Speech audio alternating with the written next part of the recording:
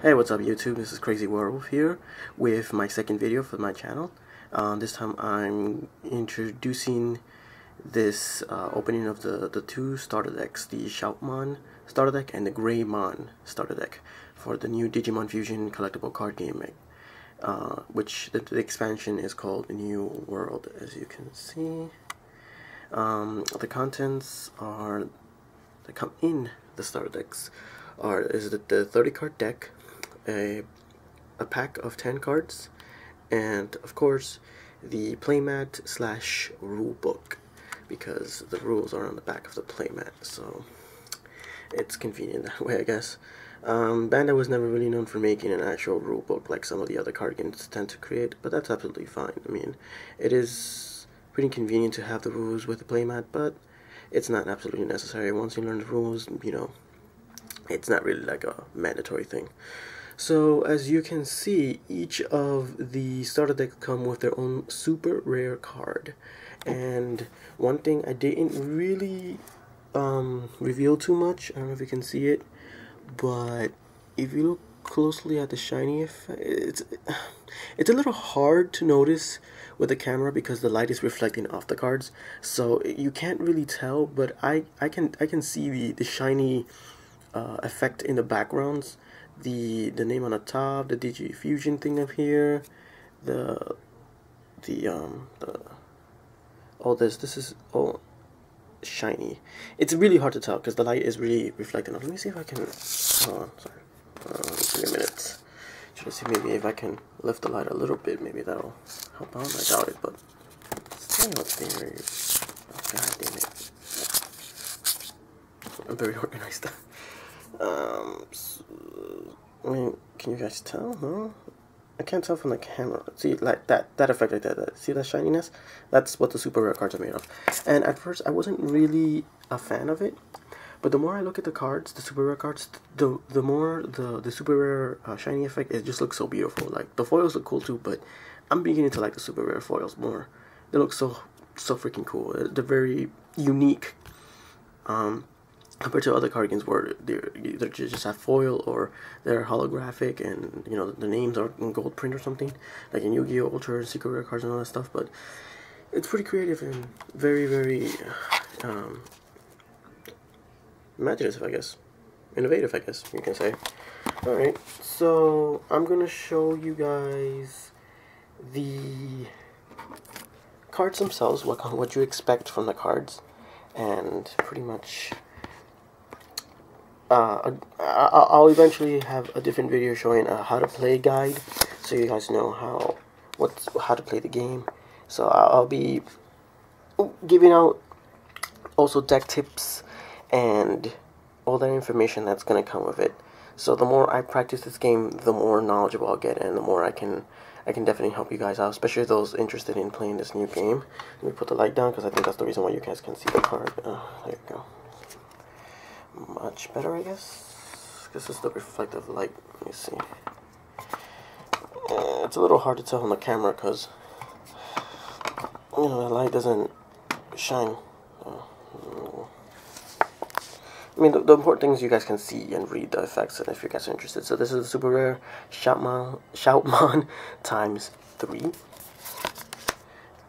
2 copies of Shoutmon. Another set of cards is called Shoutmon. This version, it can't be boosted. Then Shoutmon plus Star Sword. Shoutmon times 2. Another let me see, is it a different one? Yeah, it's 2 different Shoutmons times 2. So different effects, so you can definitely run multiple copies of each version because they're different effects. Ballistamon, Darulumon, Starmons, Agumon, Marine Angemon, and Leviathan. These are Digimemories. I'll teach you guys the deal with the Digimemories and the importance behind them. Then we're into Midnight, if I'm mistaken. Monitamon. Another Monitamon, 2 versions, copies I mean, 2 Spiromons, okay. And then we have our Digicrowns, We have Village of Smile. Let me put this in.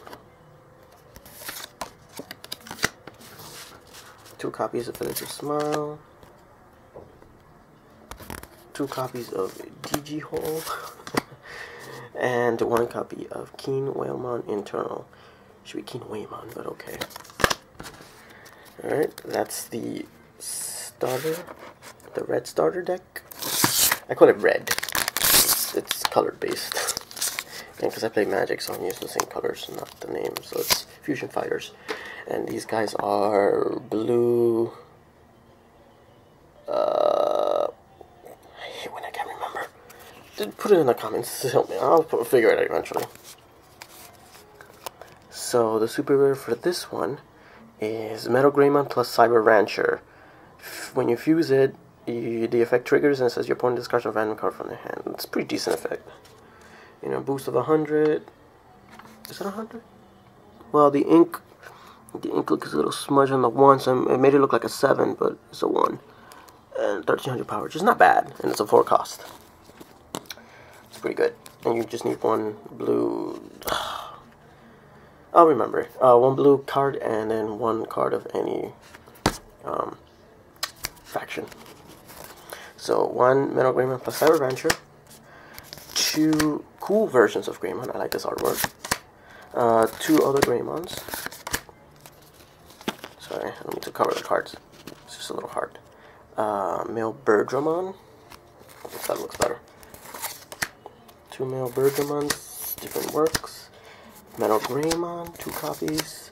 And the 2 copies of Metal Greymon, the one that can be boosted. The cool looking version of Cyberdramon. I don't know what about the rest of you guys, but I love the new artwork of Cyberdramon. So what I'm looking for, the new reimagining of Cyberdramon. Mad Leomon, so now moving into Bagra. Tactimon. It's a pretty interesting effect. 2 copies. 2 Blastmons. Trying to keep the effects in there so that in case you guys are curious to read the effects, you guys can do so. Another 2 Blastmons. Mavithmon. Red Meramon. Blue Meramon. And now our Code Crowns. Giant Bamboo Shot. Commander Room. Just 2 copies. And 2 copies of Bottom of... Oops, sorry about that. Bottom of Lake. Here's the interesting thing. Alright, something a lot of people didn't notice. Oh, shoot, sorry. Something a lot of people didn't mention. 1, 2, 3, 4, 5, 6, 7, 8, 9, 10, 11, 12, 13, 14, 15, 16, 17, 18, 19, 20, 21, 22, 23, 24, 25. See that? And then 5. Now, the rules state you guys, you only have up to 5 Code Crowns in a Code Crown deck. Because obviously, the player who wins all 5, you know, who gets all 5 wins. So I'll explain the rules later on. But the general idea is to try to get up to 5 Code Crowns, and then you win the game. Now the thing is, a Code Crown deck is the limit is 5 cards, and a regular deck is 30. And notice we only have 25 cards in this deck. You guys know why, right? This is where it gets interesting. They built this so every starter deck is different. Oh, what the hell did I do? God damn it, what the hell? Alright. Alright. Let's see, hold on. Alright. Let's see, get a little... Yeah, there we go. Alright. Sorry about that, guys. So, the deck size has to be 30 exactly. And there's only 25 cards. The reason why, and that's the reason why they put this booster pack. This booster pack brings 10 cards. Out of the 10 cards that you get out of this pack, you use whatever you can, whatever the cards that you can use to strategize to build your own version of your own deck. So not every starter deck is going to have the same cards because everyone's going to get different cards from each, you know, booster pack. I don't know if I'm being clear about it. So basically, you pick 5 cards from here that you pull out of here, and you put it in a starter deck. That's a very, very effective and very good thing that Bandai did here. Every starter deck will have 5 extra different cards in the main starter deck. And if you, for those who don't have enough money to buy the whole booster boxes and stuff, you can just use the starter deck and make your own competitive version of the deck you want to play, whether it's Shoutmon or Greymon. Okay, so let's pull the pack for the Fusion Fighters. Okay,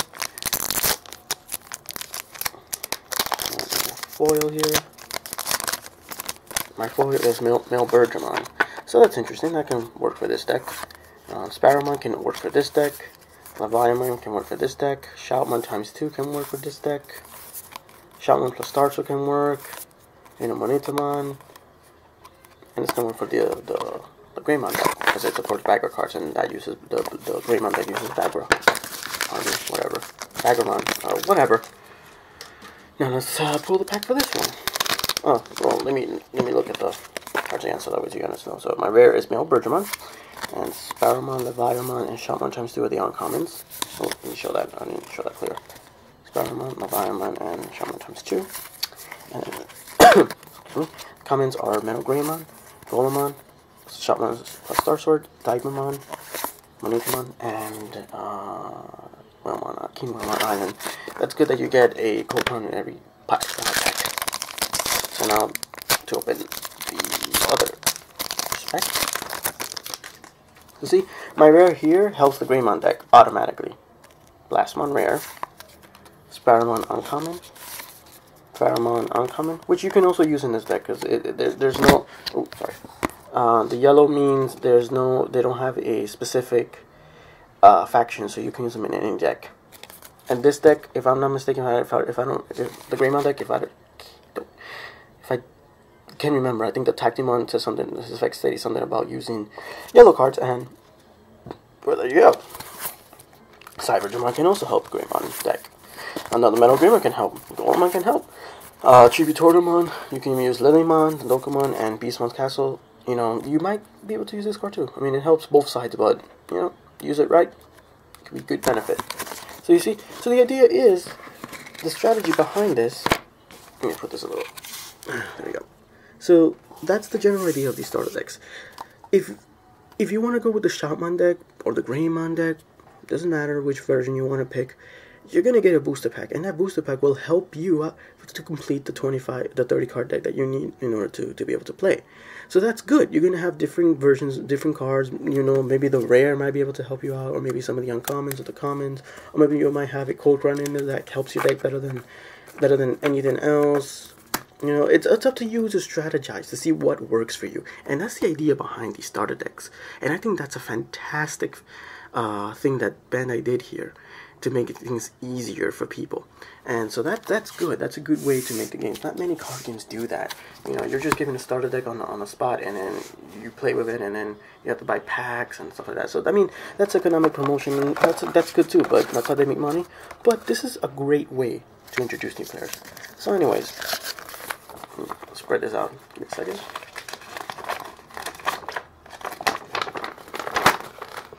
Looking at this playmat, it kind of reminds me of the Digimon Hyper Colosseum card game. Almost.